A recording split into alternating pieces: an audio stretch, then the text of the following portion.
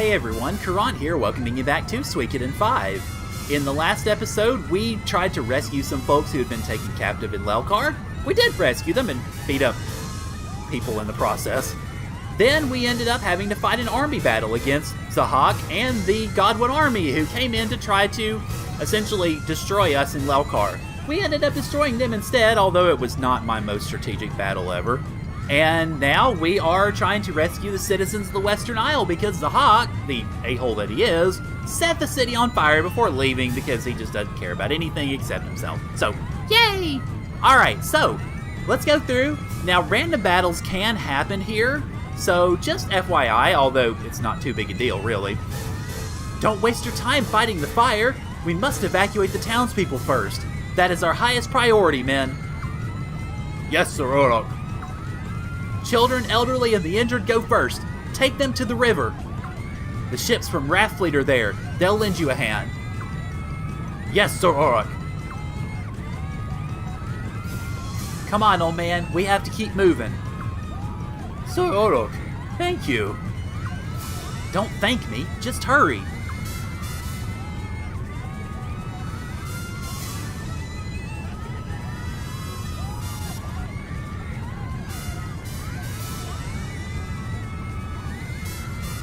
Uruk. So he does care about the town after all. What are you, sightseeing? Give me a hand. Absolutely. Whatever you need, Uruk.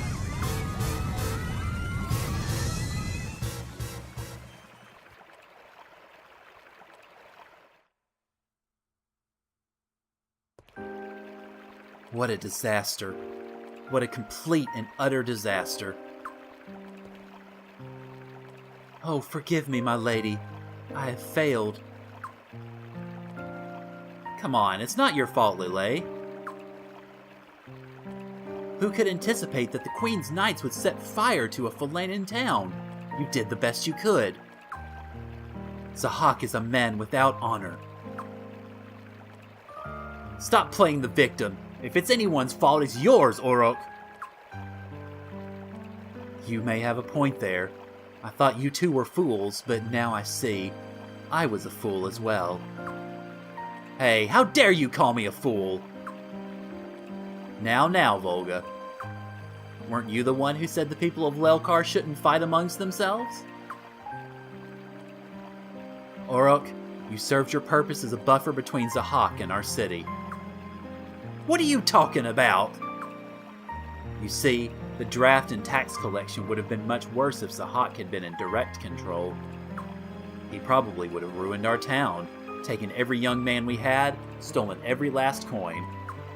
But since he was acting through you, we were able to keep a handle on it. I know that you love this town, Uruk. Don't think so highly of me. After all, I was supporting the Godwins.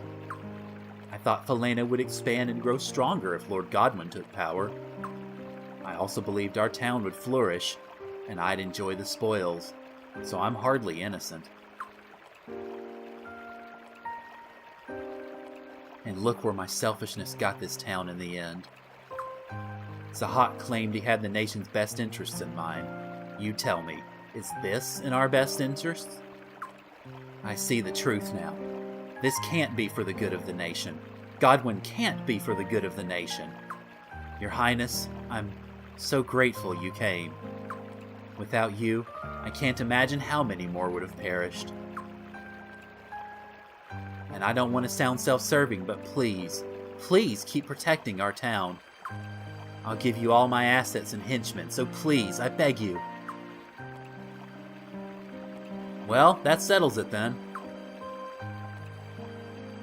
Volga and I certainly have no objections. Lelcar will cooperate with your Highness henceforth. Hey, speak for yourself! What? You have an objection? Well, no. Then, like I said, we're with you now, Your Highness. Till the end. Uruk? Yeah, I've got a lot to make up for. I'm with you till the end, definitely.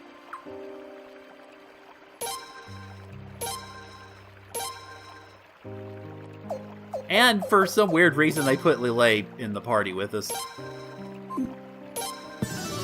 And we have befriended the leaders of Lelcar, Wassel, Volga, and Orok.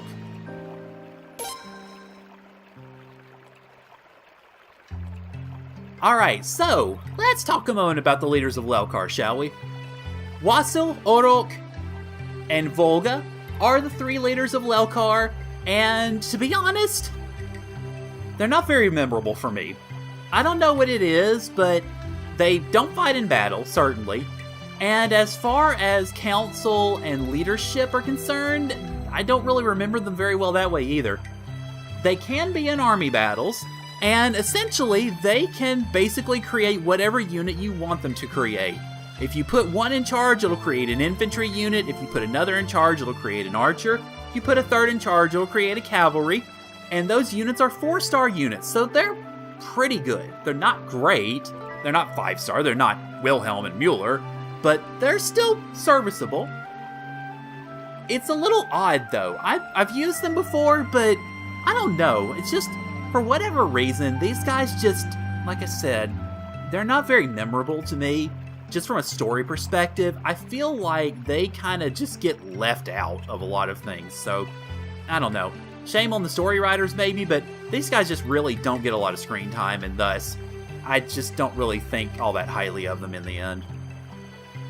Okay, well now that we're done talking about them, we've got a few things to do actually before we leave Lelcar. Let's go into the rune shop here, and see if there's anything worth getting. I don't think there is, but ooh, the double-edged orb actually is a pretty good orb, but I don't recommend buying it because you can get it fairly easily elsewhere later in the game. But this is a pretty good orb to get, particularly for your damage dealers like Richard, or later on when we get some heavy hitters joining the party. That's actually not a bad rune at all, particularly if the unit has high defense. Then that damage caused and received bit is mostly going to work out in the favor of damage caused rather than received, so yay. So that's a good orb. I just don't see the need to buy it right now, so yay us.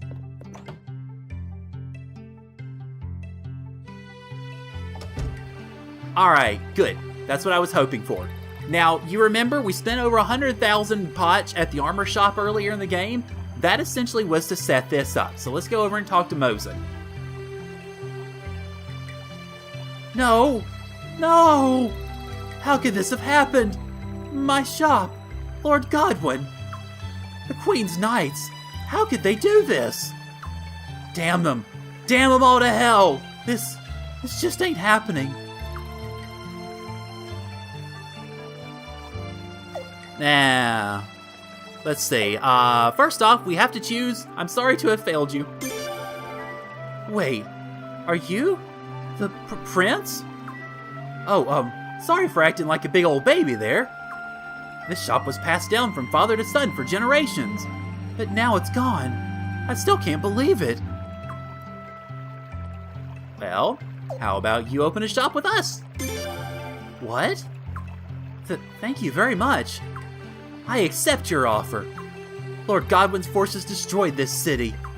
And who came to our rescue? It was you, the prince. There's no doubt in my mind about what I should do. I'd be happy to work for you, your highness. I'll offer the top-notch armor at rock-bottom prices, all for the prince. And Mosin joins the Stars of Destiny. I'll go get ready. Once I salvage what's left of my old shop, I'll head to your castle. Time for a fresh start.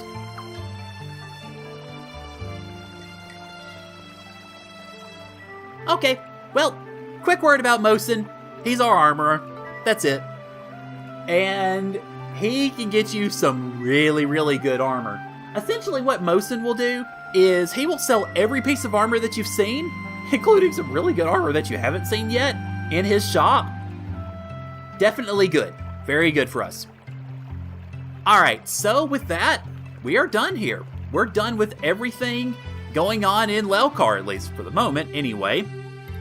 So our last, I guess, piece of business here is to get the heck out of here, to head back to HQ. And probably the best way to do that is either to go out the eastern islet and just teleport from there, Or we can run back up here where we docked in the first place, and, well, we can just go back whenever we like. So let's go ahead and head back to HQ. And now that we return to HQ, let's go back to the war room, because unlike last time, we actually do need to go to the war room for, well, basic purposes. Then it's going to be time to do some recruiting. And I think actually while I'm doing some recruiting, I'm going to check the suggestion box because I haven't yet. And I want you guys to see what's sitting in the suggestion box because those can be a lot of fun, really, as you go through the game. These nice little notes that characters leave about various things going on, and definitely reveal little bits and pieces of their personality as well.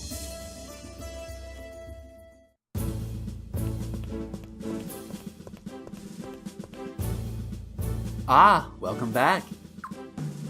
Excellent job getting Lelcar to join our cause. It's hard to get that place to agree on anything. Well done, Lele. My lady. Oh, my lady, please forgive me. I couldn't prevent losses among the civilian population. Lele, have you learned nothing? I know, it's all my fault, my lady. I have failed you, my lady. No, that's not what I meant, Lele. It isn't, my lady? A tactician must never make a public apology, no matter what the failure. You must assert that your plan was impeccable, and if not for you, the outcome would have been much worse. Admitting failure causes dissension in the ranks, and may even cause some to question the prince himself. Oh, I didn't realize, my lady. Any apologies must be made directly to the prince when you two are alone. That said, I think you did the best you could, Lele. Don't you agree, Your Highness? Yeah, she's no you, but she did alright. Really, Your Highness? Thank you, Your Highness. Thank you so very much.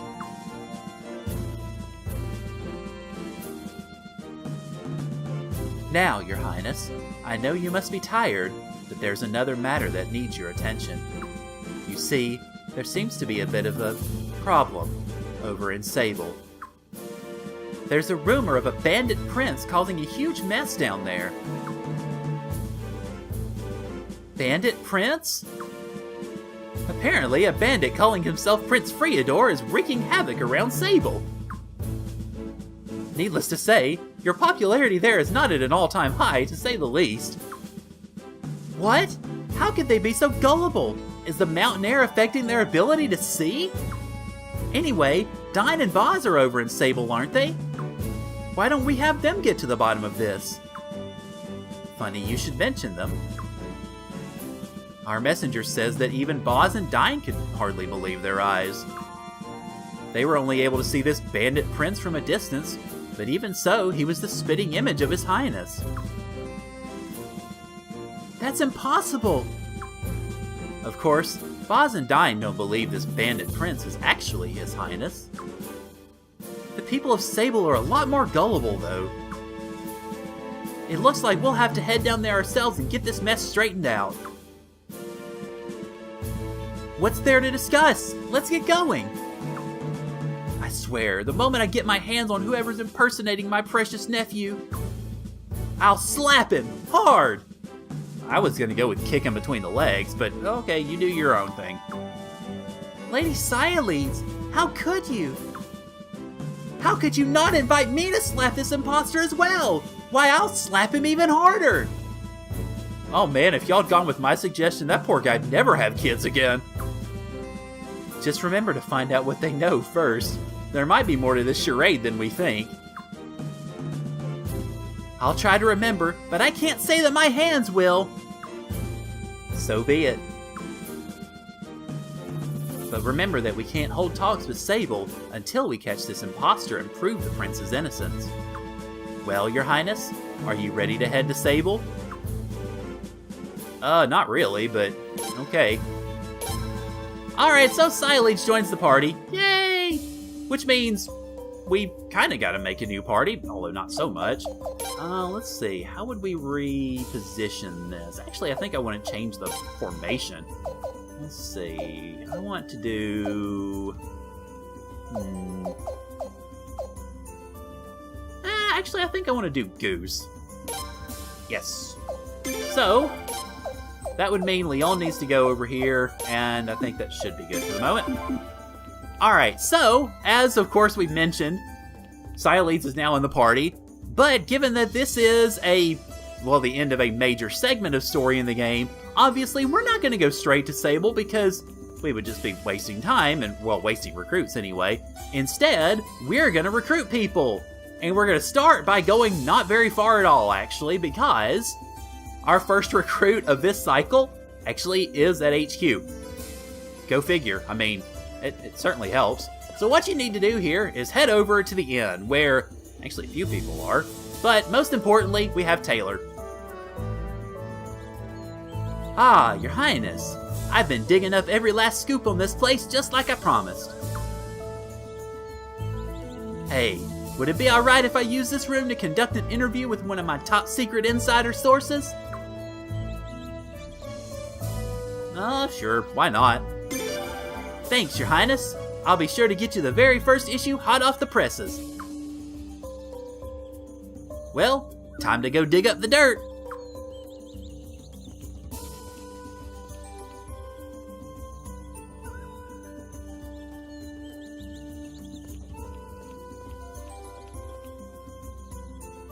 That interview couldn't have gone any better.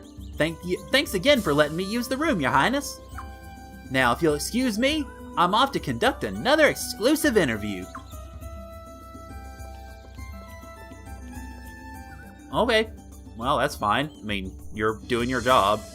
Now, as it turns out, where we need to go next in regards to chasing Taylor, the hot-blooded reporter, is actually up to the top of HQ. Our first interview was at the inn. Our second interview is going to be, in the most, I guess, sacred of places in this castle, and that is the sealed room upstairs.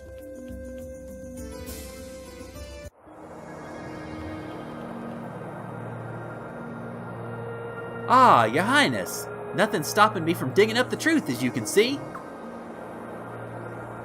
Hey, mind if I use this room to conduct another one of my hard-hitting interviews? Have fun dealing with Zarase, so sure if you want to. Thanks, Your Highness. I'll be sure to get you the very first issue hot off the presses. Well, time to go dig up the dirt.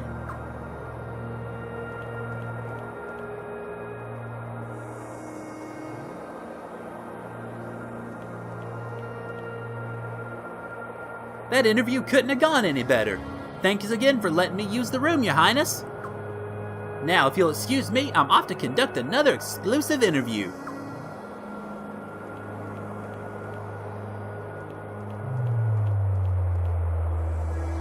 Alright, so... where could he be next, possibly? Well, as it turns out, we don't have to go quite as far to chase the guy down this time. We just have to go down to the second floor. And as it turns out, he's standing outside of George's room. If I could talk to him. Ah, good to see you again, Your Highness. Still hot on the trail of the truth. Hey, mind if I use this room to conduct another one of my hard-hitting interviews? Yeah. George might have an exception to it, but sure, whatever. Thanks, Your Highness. I'll be sure to get you the very first issue hot off the presses. Well, time to go dig up the dirt.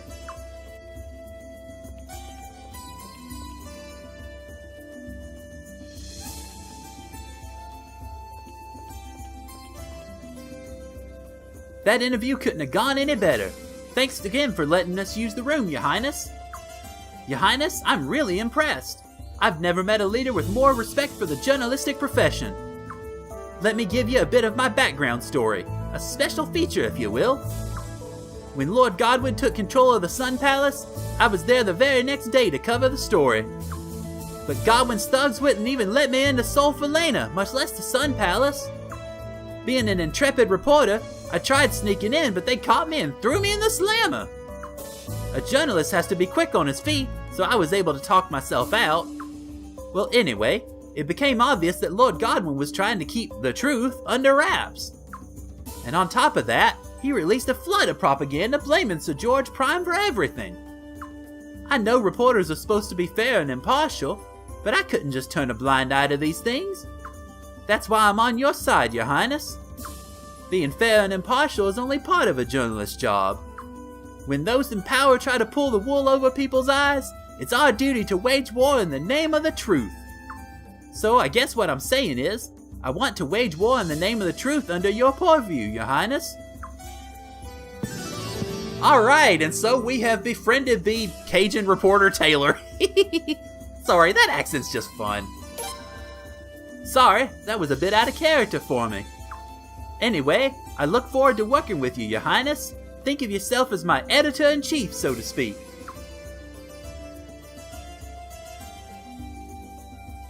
Alrighty, so, well, Taylor's a part of our group now. Okay, so, Taylor is obviously our reporter, and he can't fight in the party, but he can be in the entourage, which, if he is, he has the skill Analyze, which means you get lots of information about enemies. HP, MP, I think, weaknesses, stuff like that. So it's pretty good if you want to get the dirt on your enemies, I suppose. In army battles, his skill is Rumors, which we've actually seen before with the Oboro group, most notably. Rumors decreases your enemy's defense by 10, which, if combined with a strong unit and or weakness or something like that, can actually be fairly good as far as exploiting enemies' weaknesses and being able to attack enemies pretty quickly if you have the advantage of the rock, paper, scissors triangle. So that can be useful. He also publishes a newspaper that you can read at your leisure. We will read them occasionally, and at one point we actually have to read the newspaper in order to get plot going. So yeah, he's pretty nifty overall. Not great, but he's pretty good. Alright, so now that we've taken care of that, our next destination, actually, as far as recruiting is concerned, is over back in Lelcar. But before we do that, let's do some reading, shall we? Comment box. Oh, I get it. So I write something in this box and Your Highness reads it? You know, it's hard to talk to a prince face to face. I guess you probably know that. So it's nice of you to set this up for us. Thanks, Your Highness. Okay. Advertisement. The Mosin No. 0 armor shop is open for business today. Come on down to our store and see what we have to offer. Bring a friend. My grandfather from Shinro. They say my grandfather has joined the group. Now I'm gonna have to work extra hard. Yeah, his grandfather, of course, being Cyro. Comment box? Well, how interesting. I wonder what I should write. And that's it. I'm gonna get strong like you, Prince. I won't lose to Lun.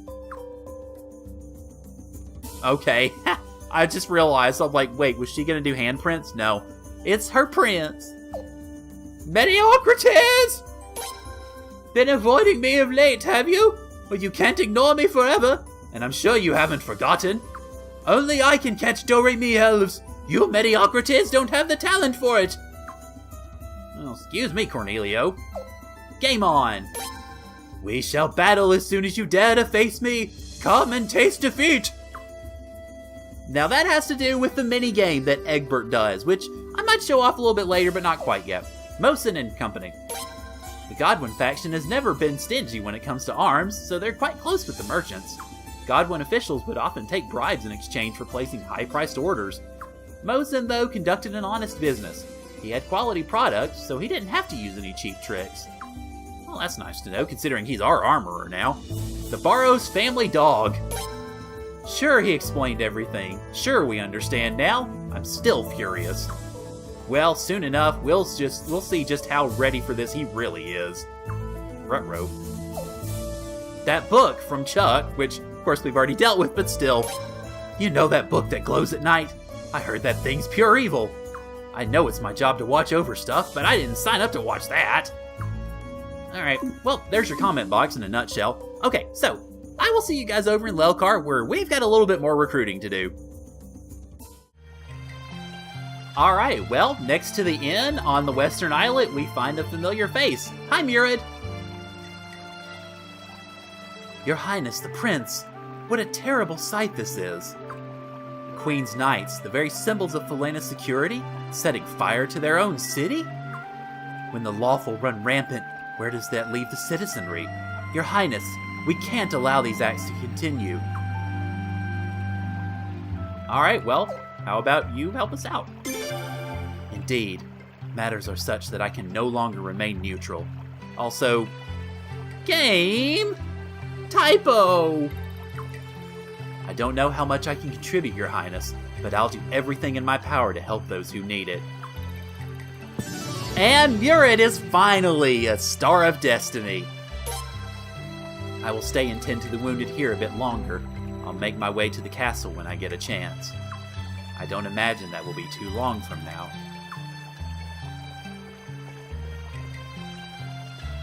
Alright, I'm excited to get him in the party. Now, why might you ask? Murid cannot fight in the party, of course. He is primarily an army/entourage person. In army battles, he has the relief ability along with Silva, which is good for getting some strength back after a battle. But I enjoy Murid much more for what he has for the entourage, which is the treatment skill. The treatment skill restores a certain percentage of max HP after every single battle, which goes a long way to making your parties more durable and making things a lot better in regards to, well, pretty much any of the dungeons that you go into, but especially some of the big ones that we're going to be going into fairly soon. You definitely need Murid in your entourage. And for that reason, he's probably going to be a pretty permanent fixture in the entourage whenever we can use him.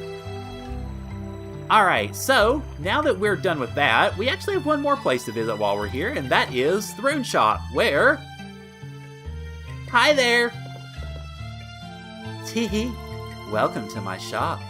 Oh, Your Highness, it's been a long time.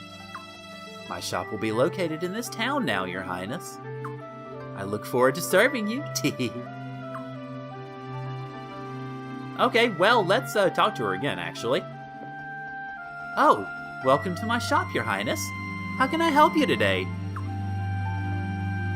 Well, how about you join us? Tee, let's see. There's something I want to go pick up. Would you help me get it? Sure, why not? I mean, to have you in the party? Absolutely. Thank you. Do you know about the big hole to the north of Rainwall? The thing I'm looking for is deep inside that hole, teehee. If you will escort me there, I promise to join you, Your Highness. So, Jean sneaks her way into the party, and I'm gonna kick Alhizred out in favor of her, because even at essentially untrained levels, her magic's a good bit higher than his. So, yeah, she's going in the party. Yep. Bye-bye, Alhizred.